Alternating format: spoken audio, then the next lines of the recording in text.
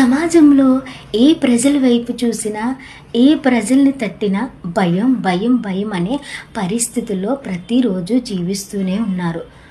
కుటుంబంలో ఉన్న బాధలను బట్టి భయపడుతున్నారు.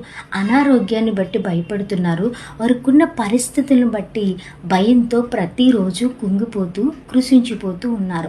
అయితే రాత్రికాల సమయంలో నా ప్రియమైన సహోదరి, సహోదరుడా, నీకున్న భయాలన్నిటినీ తొలగించడానికి యేసుక్రీస్తు నీ పక్కనే ప్రతిరోజు కూర్చుని ఎదురు చూస్తూ ఉన్నాడు. అయితే నువ్వు ప్రతిరోజు యేసయ్యకి ఏం చెప్తున్నావో తెలుసా?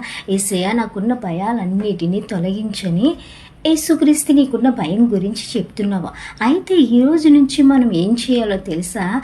యేసుక్రీస్తుకి నీలో ఉన్న భయాన్ని గురించి చెప్పకుండా నీలో ఉన్న భయాన్ని యేసుక్రీస్తుకి పరిచయం చేయాలి. అప్పుడు నీలో ఉన్న భయం ఒక్క రోజుతో పటాపంచలైపోతుంది. ఒక్క క్షణంతో నీకున్న భయాలు